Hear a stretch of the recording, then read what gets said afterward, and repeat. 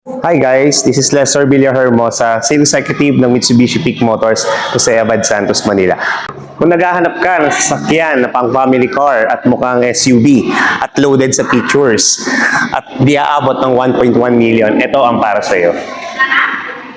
So tara, silipin natin ang bagong 2026 Mitsubishi Expander GLS.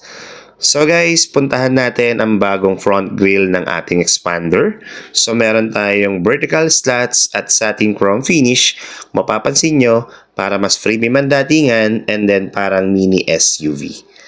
So puntahan naman natin ang kanyang LED na DRLs at kanyang fog lights and then yung kanyang headlights. So available po yan sa GLS at cross variant po natin na Expander. Kaya mas malinaw sa gabi at mas astig ang kanyang look. As you can see guys, makikita nyo, bago na rin ang ating two-tone alloy wheels. 17-inch na rin na may 40 ang datingan and then may 9-spoke design.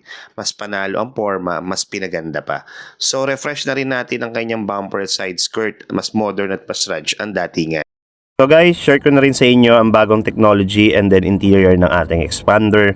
Meron tayong 10-inch touchscreen wireless Apple CarPlay with Android Auto. So kung mapapansin mo guys, pwede ka mag-connect dyan ng phone ng kahit wala kang cable. So guys, meron din tayong digital na rin ng instrumental panel, 8-inch na rin, inspired na Montero, same sila at pati ng X-Force. So ang ating dashboard guys is naka soft touch panel na rin, stitching na ang ating dashboard.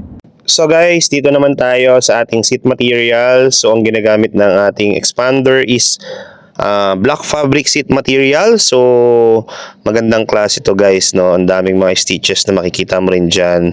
Then dito naman sa ating center console, meron din with 2 cup holder. Then sa ating driver seat, same as dun sa passenger na yung black fabric seat material ang gamit natin. So dito sa ating passenger seat guys, sa pinakailalim, meron tong extra cargo tray. So magagamit natin to. So lipat naman tayo sa likod, naka-fin type antenna pa rin with spoiler. Then meron tayong backup camera doon sa pinaka door handle and then silver accent dito po sa ating rear bumper. So guys, mas maganda, mas elegante yung ating likod ng Expander. So meron pa pala tayong mas in-upgrade at pinaganda kay Expander 2026 year model. So ito yung meron na tayong camera 360 na makikita sa ilalim ng ating side mirror. So guys, take note ang laking tulong nito dahil kitang-kita nyo yung buong paligid ng ating sasakyan. So guys, punta naman tayo sa safety and handling pagdating kay Expander. Meron din tayong tulad ng binanggit ko kanina, yung camera 360 na multi-around monitor. So kita mo yung buong paligid ng sasakyan, perfecto, lalo na guys pag nagpa-park tayo sa masisikip na spots. So additional active view control, meron na rin AYC kung tawagin, mas stable ang takbo lalo na sa mga liko. So dati kasi guys nasa cross lang to, pero ngayon kasama na siya from Expander GLS Automatic. So, ganun pa rin, tuloy pa rin ang ating mga trusted safety features gaya ng mga stability control, traction control, hill start assist at electronic parking brake. So guys, kung mga nagtatanong kung magkano SRP, 1,259,000. So, marami tayong mga freebies na ibibigay dito. Then, additional 15,000 sa ating quartz white pearl na ating kulay. So, yun lang guys sa mga nagtatanong.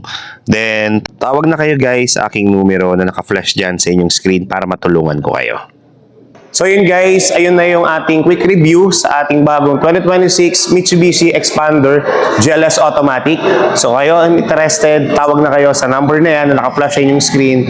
And then see you on my next video guys. Bye!